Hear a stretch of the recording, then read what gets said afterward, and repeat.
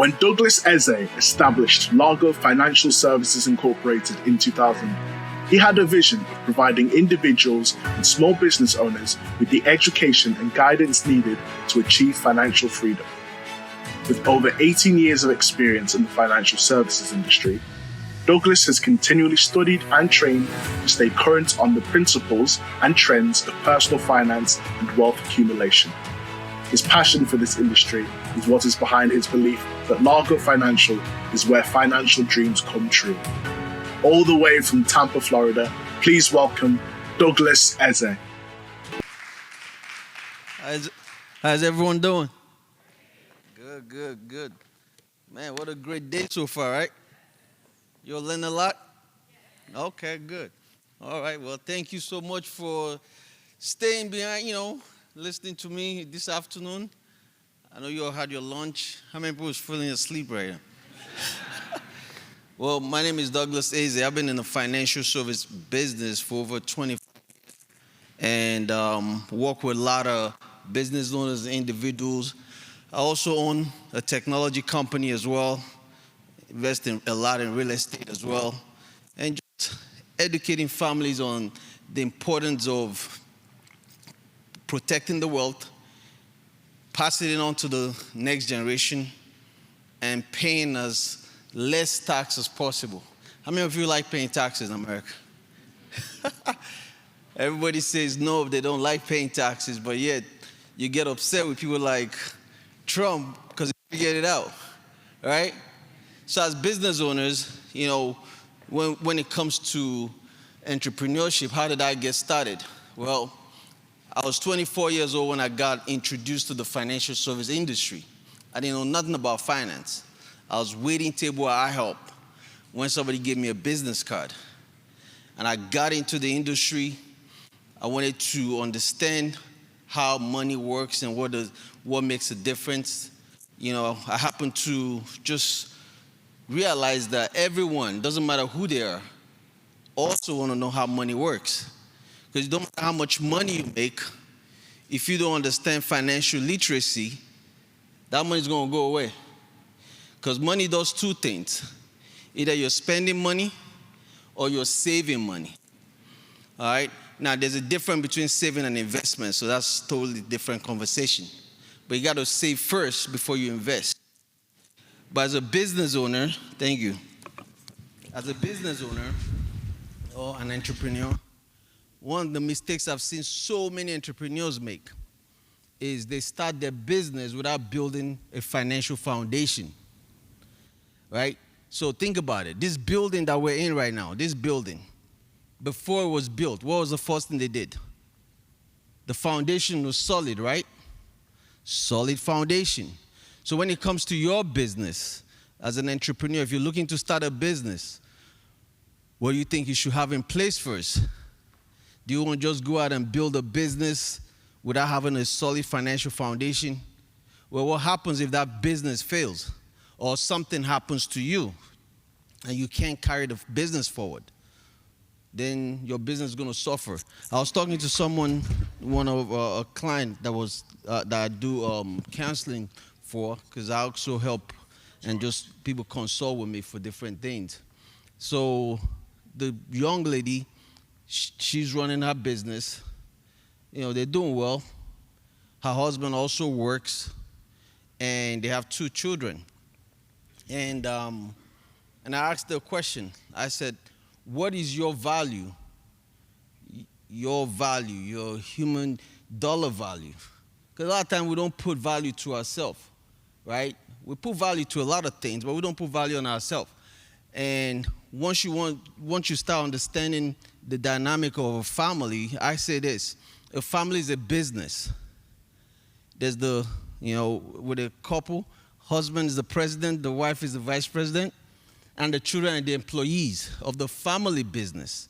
If you're single, you're the president, the vice president, and your children are the employees. So the question now is, when you look at your whole family dynamic, you bring income in just like a business brings in income, right? You have expenses just like a business has expenses, right? So you have furniture in your house just like a business has furniture in their home, right?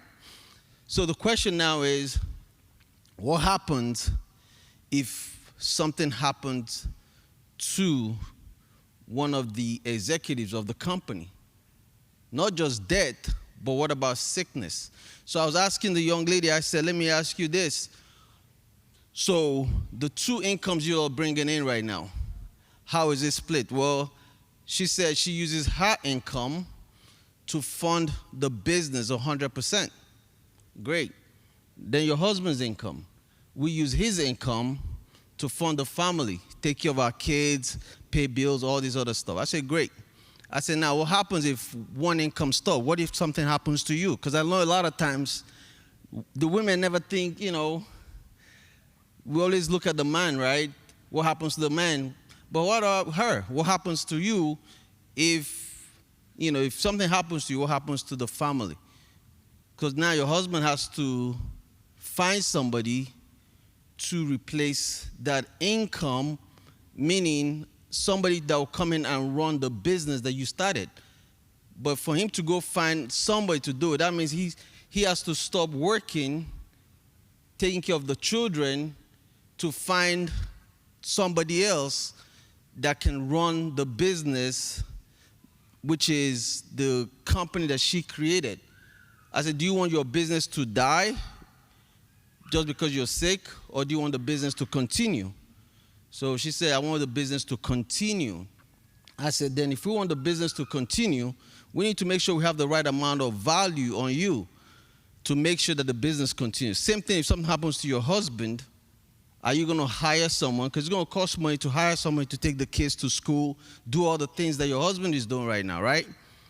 All those things require money. We don't think about those things until something happens.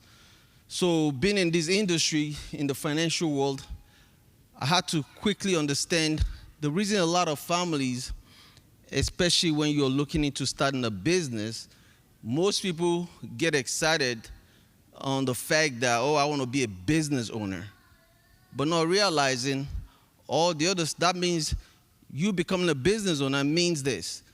You're now 100% full-time everything. That means when you start the business, you're not going to have the money to go hire somebody to do your paperwork. You got to do everything yourself. There's no vacation time. You got to go out and put in that time yourself. And you got to do something that you love, or else it's just a job. See, I love financial world, which is why I love financial education. Because I could do it in my sleep. Wake me up at 3 in the morning, ask me anything about wealth, I could break it down because I love it. But if you don't love what you do, then it's just a job. Then you might make some money, but are you going to really scale the business? Today, I'm able to tap into other businesses. Why? Because my financial foundation is solid. People see me and they know exactly what I do for a living. They know I'm a wealth strategist. I teach people how money works, the right places to put money, the things to do when it comes to creating that generational wealth that we want to create.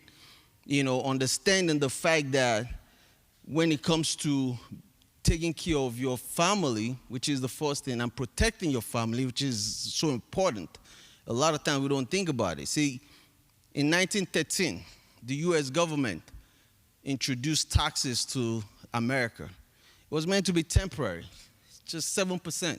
The highest tax bracket was 7%. And they came about and said, wait a minute.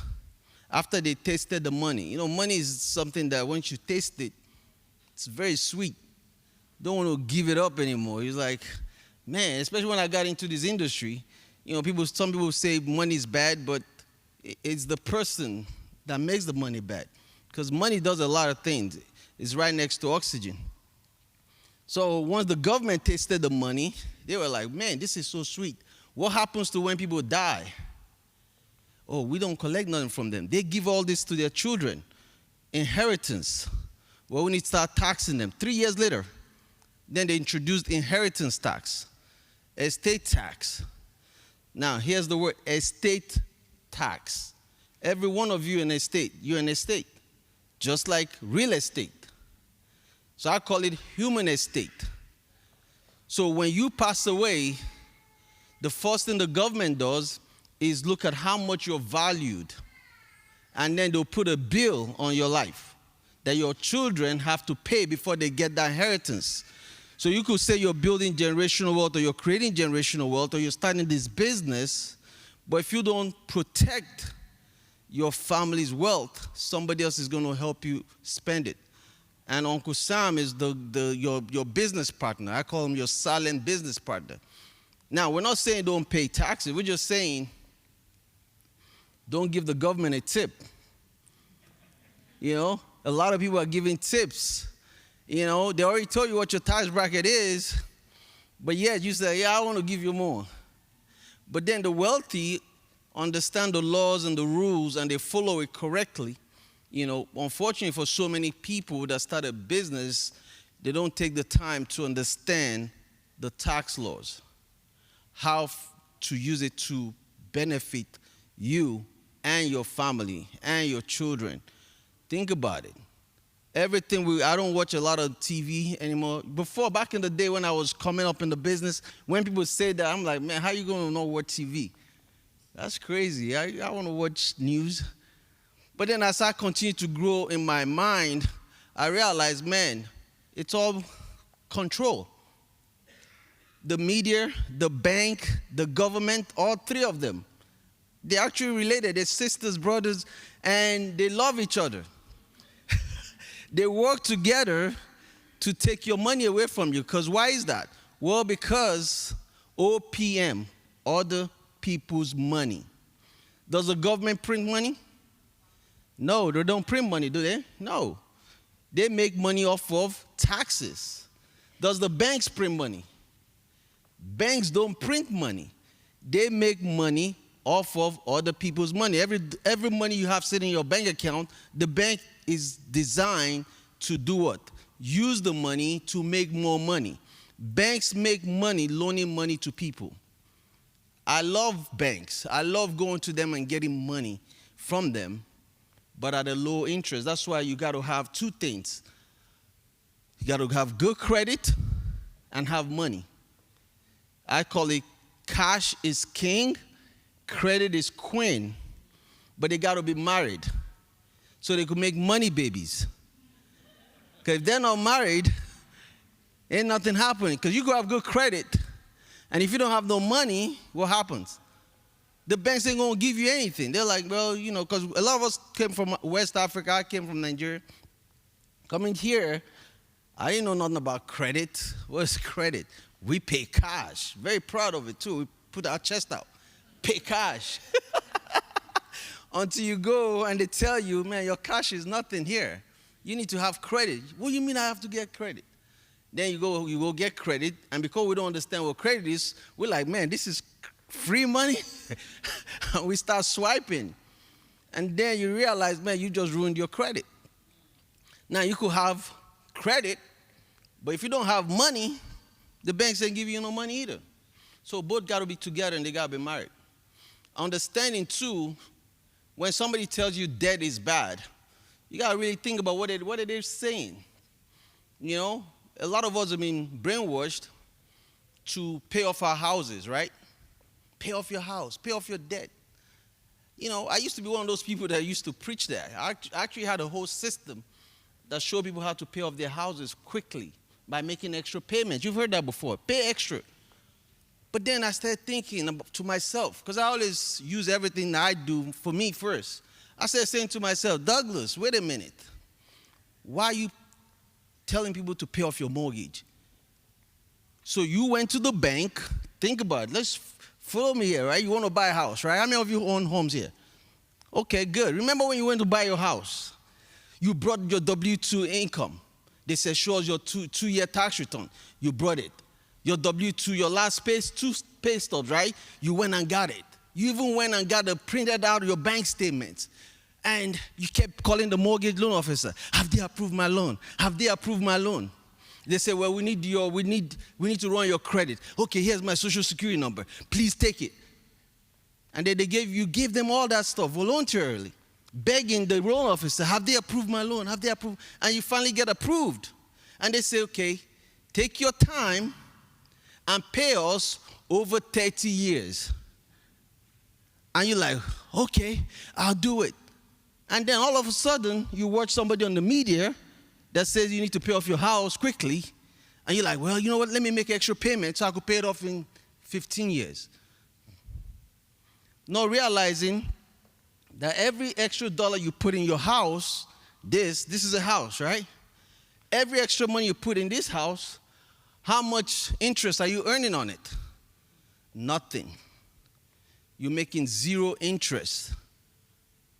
But your future person, when you'll be 50, 60, he's waiting for the money, but you keep dumping it in the house. And then if there's a financial emergency, and you can't even pay the mortgage, what happens? They foreclose your property. Then somebody like me that has cash waiting for the right opportunity will buy the house at a discount and then get on social media and say, hey, I flip properties. I just flipped this property. Let me teach you how to flip properties. Folks, understand this. Your money needs to be working for you all the time so that it continues to make money babies. Don't put your money in places that is not growing.